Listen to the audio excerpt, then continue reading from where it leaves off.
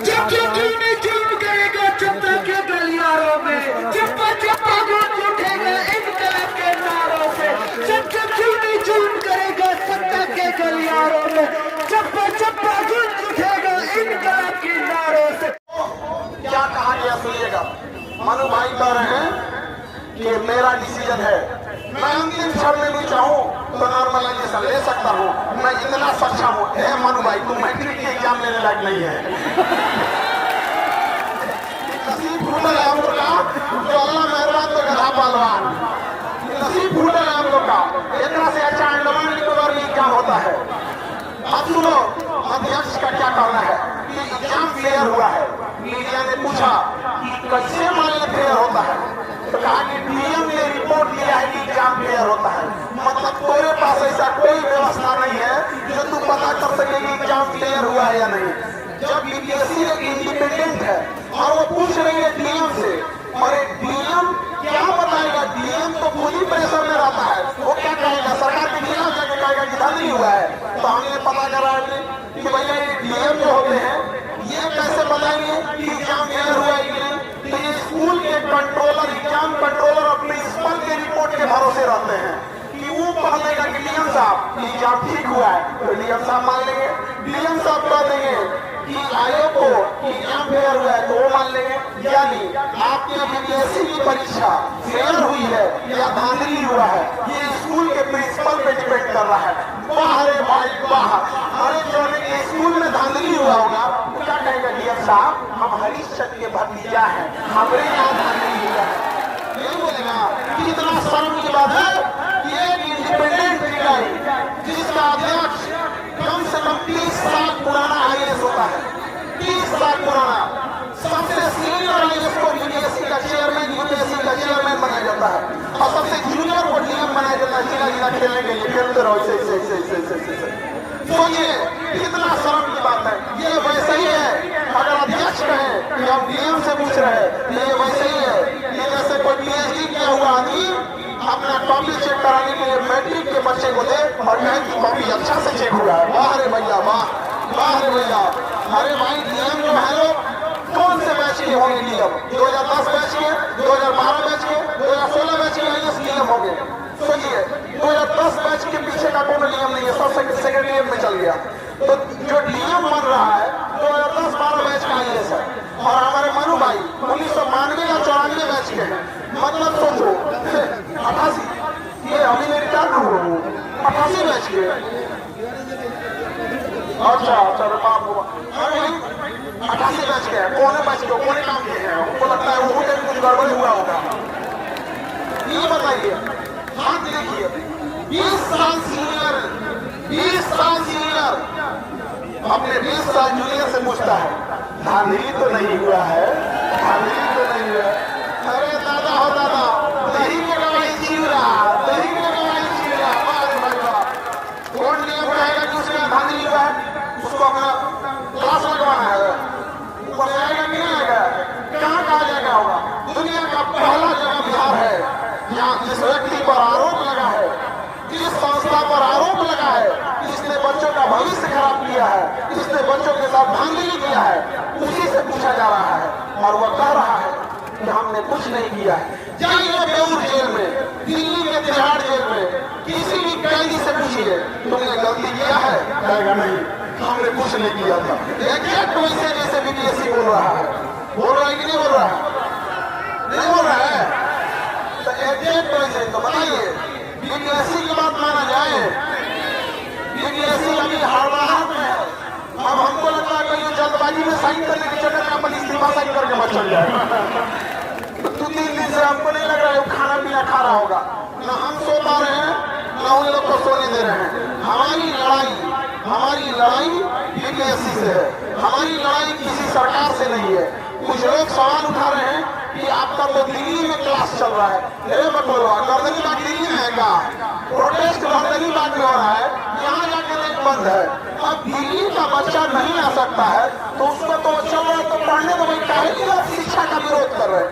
शिक्षा का विरोध करने कीजिए जी, पटना में बात कीजिए आप, उसका कहना है दिल्ली में चल रहा है, तो हमने कहता था केरला में भी चल रहा है, छत्तीसगढ़ में भी चल रहा है। क्यों भाई साहब, आपको दिल्ली का क्लास नहीं किया, लेकिन अफसोस कि गर्दनी बाग के धूप में बैठे बच्चों का तकलीफ नहीं दिख रहा है। यही दुर्भाग्य की बात है हमारे लिए। कितने दिन तक छुपाएंगे आप लोग? याद रखा जाएगा यह दिन, याद रखिएगा। हम गर्दनी बाग से तो हमें हटाया जा सकता है, गर्दनी बाग से तो भेजा जा सकता है, लेकिन गर्दनी बाग से तो भेजा जा सकता है, लेकिन जब आप अधिकारी बन के जाइएगा तो आपको यह चीज हमेशा याद रहेगी कि कितना आप लोग को सताएगी। हजारों छात्र छात्राएं किस तरह से बीपीएससी एग्जाम की मांग को लेके देखो यहाँ पे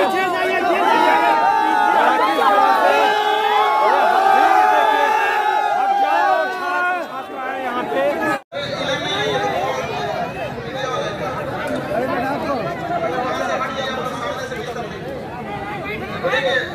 इतना घबरा गया है आयोग का, परेशान हो गया है।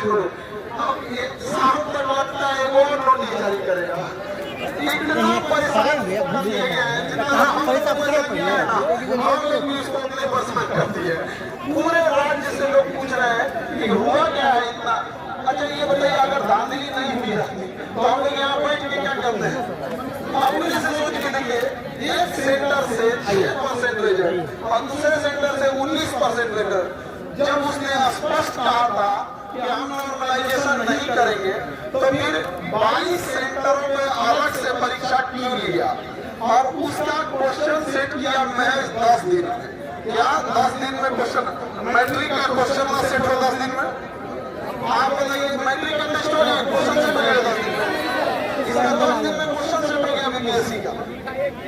आज लिख रहा है 21 दिन का, जब पगला मतलब तुमको 13 तारीख को पता था सवेरे सवेरे कि यहाँ धांधली होने वाली है, तभी नहीं 21 दिन लग रहा है। तो आयोग की मंशा पे संदेह है।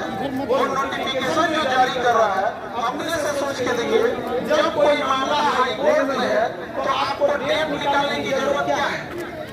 आप कौन होते हैं हाई कोर्ट के आदेश की अवहेलना करने वाला?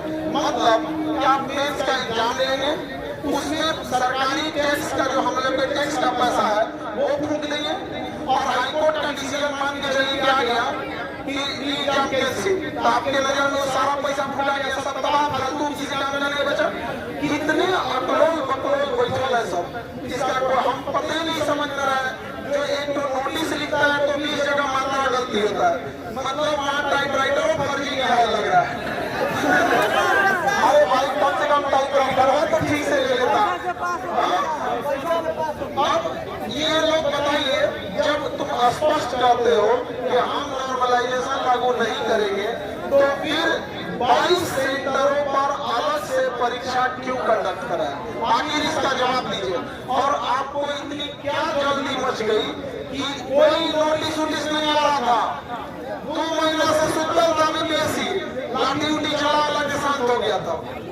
अब 3 दिन से हम लोग आ रहे हैं, 3 दिन से धक्का-धक नोटिस पे नोटिस, नोटिस पे नोटिस जारी कर रहा है। काहे पगला है? तो इसका भी हम लोग भूत उतारा जाएगा। आज हम लोग कुछ निर्णय करके ही यहाँ से जाएंगे लोग, और हम लोग यहाँ से ऐसा नहीं है कि हम आंदोलन को, क्योंकि ना हमको लगता है कि आयोग यहाँ से, उसको लगता है कि गर्दनी बाग में रह के क्या करेंगे, लेकिन हम लोग के पास जो डिजिटल पावर है उसको ये नहीं समझ में आ रहा है। जब ये ऑल ओवर इंडिया ट्रेंडिंग 1 पे जाएगा ना, तब उसको समझ में आएगा, प्रेसिडेंट के यहाँ से कि क्या हो रहा है भाई, क्या हलचल मचा के रखे हो कि ट्रेंडिंग 1 जा रहा है। तो हम लोग को आंदोलन को जारी रखना है, स्वरूप चेंज कर करके। जैसे किसी दिन घर में तो सब्जी नहीं बनता है, लेकिन चेंज होता रहता है ना, कभी भुजिया बनता है, कभी आलू, कभी गोली, गोभी, कटहल, कुछ बना दीजिए, है कि नहीं यार? और हम लोग को आंदोलन खत्म तो होगा नहीं, इसका क्या बनेगा? स्वरूप चेंज होगा। तो हम लोग इस आंदोलन को तब तक के लिए रखेंगे जब तक हम लोग एग्जाम न कंडक्ट करा दें। आप लोग को 2025 में इससे बड़ा कुछ गिफ्ट मिलेगा। और इतना याद रखिएगा, जिस दिन भी एग्जाम होगा, आप सब एक दूसरे का चेहरा ध्यान से देखिएगा, एक दूसरे के हाथ पकड़कर इस आंदोलन को यहाँ तक लाने वाले, आंदोलन को सफल बनाकर री-एग्जाम कराने में अगर किसी का योगदान है तो सब आप दूसरे, एक दूसरे की बंधुता और भाईचारा है। अभी हम लोग क्या कर सकते थे? कहावत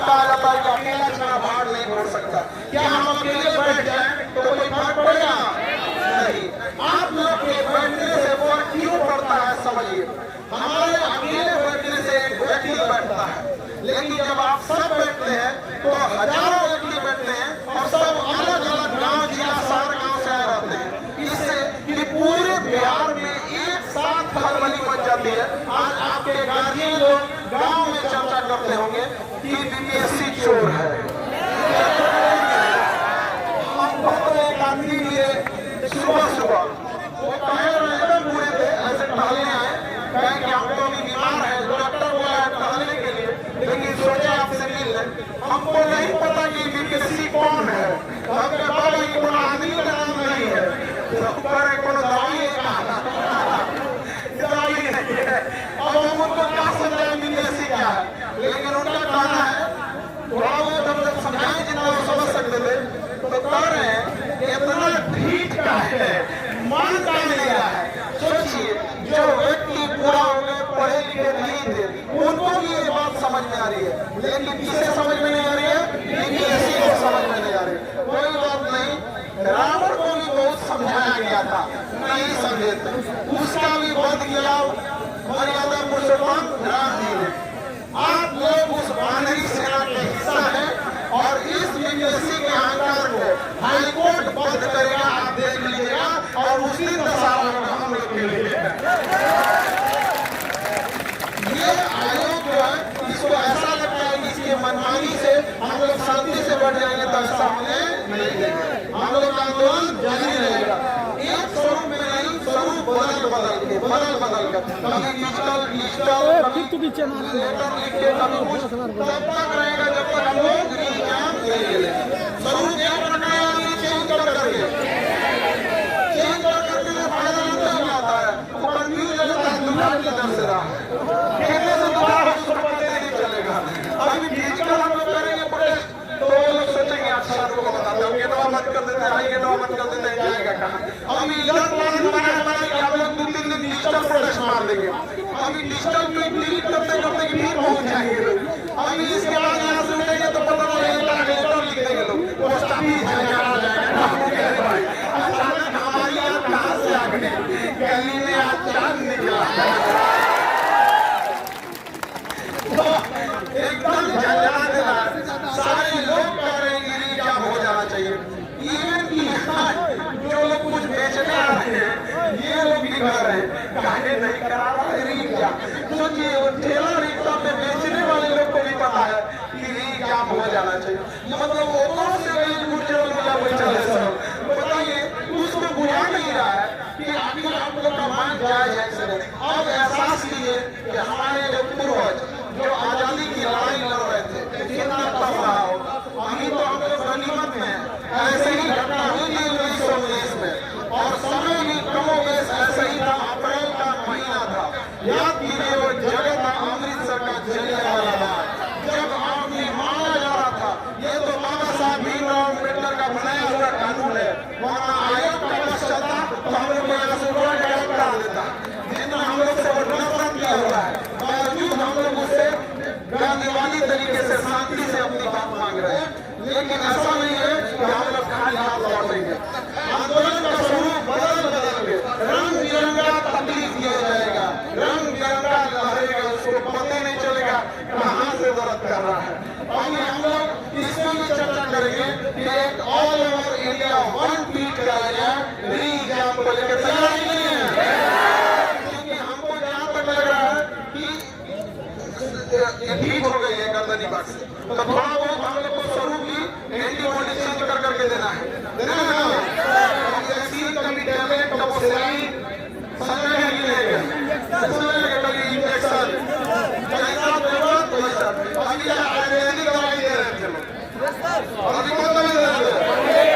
अभी हम लोग ट्विटर पे चलाएंगे लोग इसको री एग्जाम को, और हमारी कोशिश रहेगी कि हम लोग इसको ट्विटर पर वर्ल्ड में ट्वीट करा दें, इंडिया की सीमा क्रॉस करा देगा, पाकिस्तान, बांग्लादेश, अफगानिस्तान, यूरोप में भी पता चले कि ये बीपीएससी क्या चीज है। भाई उनको बांग्लादेश सर्विस कमीशन मत पता चल जाए, तो बांग्लादेश वाले को भी बीपीएससी बोला जाता है, वहाँ भी भयानक धांधली था, वहाँ भी क्या था भयानक धांधली। हम लोग इस धांधली के खिलाफ चुप हो गए, चुप होने वाले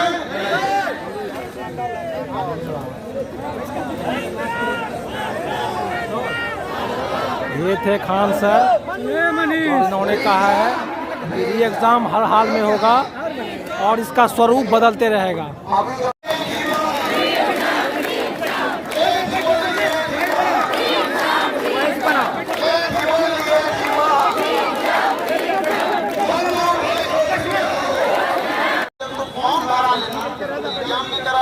कौन मना किया है?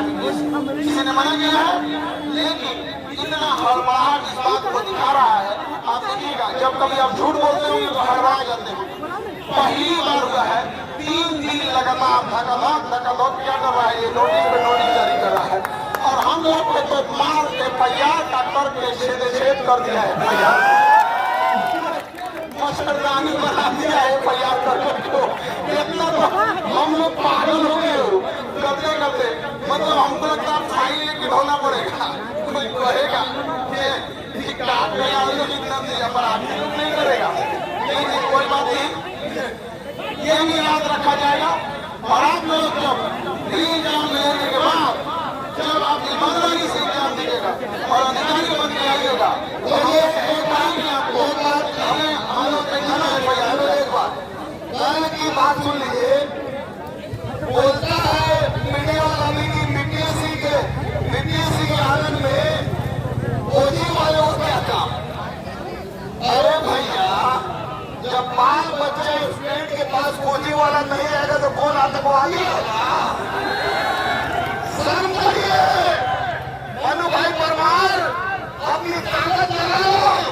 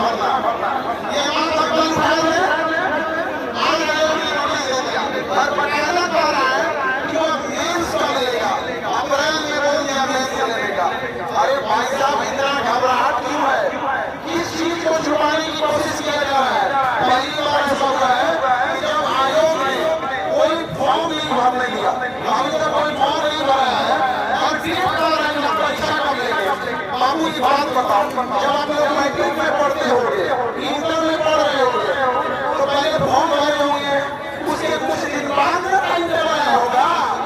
पता नहीं पहले टाइम टेबल आ गया, बाद में फॉर्म भरे थे। अरे दादा रे बटोरा क्या कर रहे?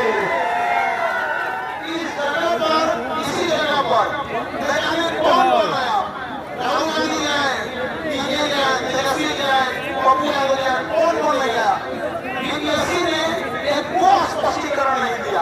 हम 3 दिन आए, 3 को थमा दिया। ये तो भाई देख, तुम 4 को 5 को थमाते रहो। याद रखना, एक दिन तुम्हारे ही वेबसाइट पे ये लिखा होगा कि हाईकोर्ट के डिसीजन के अनुसार री एग्जाम लिया जाएगा। याद रखना, खाली हाथ लौटेंगे नहीं। और हम लोग को चाहे जितना सताया जाए, अभी इतना हम लोग को परेशान किया जा रहा है कि तंग आकर हमको वकालत करने का सोचना पड़ रहा है। जब इतना बिजी शेड्यूल में आपको भी पता है हम क्या करेंगे वकालत करके। लेकिन एक चीज देखे हैं कि वकीलों के आगे सीना में चीना हो जाता है, इसलिए मजबूरी में हमको वकालत करना पड़ रहा है। क्योंकि ना आपके ऊपर आवाज उठा सके लोग, ना आपके ऊपर कोई लाठी चला सके, ना ही कोई हमको किसी के पास। कई बार हम लोग वकील लोगों को समझाते हैं, बताना पड़ता है कि आखिर क्या हुआ है क्या नहीं हुआ है। फिर वकील लोगों के पास, जितने बड़े वकील होते हैं उन लोगों के पास इतनी जटिल और न जाने कितने मुकदमे होते हैं, उनको बार बार रिकॉल कराना होता है। हम लोग सोचते हैं कि तब कम से कम हम ही लोग जाके लड़ेंगे, तो तब 3 जगह लड़ाई होगा। सुबह में होगा क्लास, दोपहर में होगा हाईकोर्ट में जाना पड़ेगा, रहे हैं कि सर सुबह हो तब रहे, शाम कब रहे, पता ही नहीं चल रहा है। सुबह में क्लास, दोपहर में खाना पीना बनाइए आप लोग के लिए, कुछ कुछ खिलाने पिलाने के लिए, इन लोग के खाने कुछ कुछ खाने पीने के लिए आ गया कि नहीं आ गया है? हाँ आ गया है।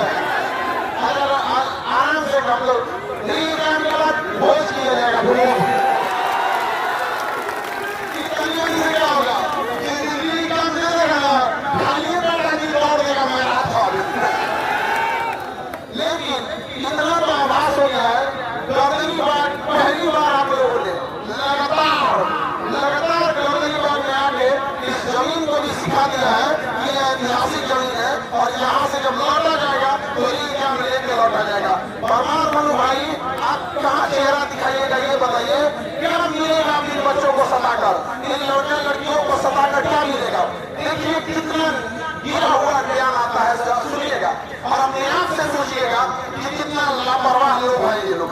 बीच वाले इधर साइड में बैठ जाओ बाबू, साइड में बैठ।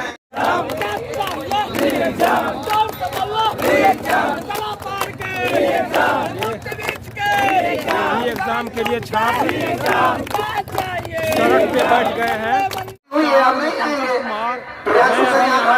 तुम बोल दो कि गलती हुआ है, गलती बोलना नहीं, मानना है, हो के रहेगा हर हाल में। 18 दिसंबर कितना भी ताकत लगा लो सर, जैसे बोलते हैं कि टीचर क्यों आ रहा है, बच्चे आ रहे हैं यार। चंपारण सत्याग्रह हम लोग करे ना जी, गांधी जी मिल की खेती करते थे, नहीं ना करते थे, लेकिन मिले मजदूर के लिए लड़े कि नहीं लड़े, वो मूर्ख है, उनको पता ही नहीं कि लड़ना किसको है।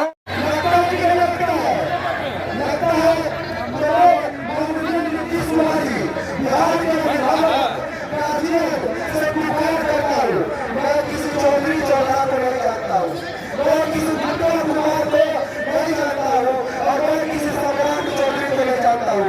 मैं क्या नहीं जानता हूँ तो नीतीश कुमार जी को जानता हूँ, मैंने उनको बिहार का मुख्यमंत्री बनाया है। मैं कह रहा हूँ कि 2 महीना पार हो चुका है, छात्र आंदोलन होता है, छात्र रोडों पर है, नालियां खा रहे हैं, गरीब जेल जा रहे हैं, हमारी बहनों पर आगे बरसाई जा रही है, लेकिन नीतीश कुमार जी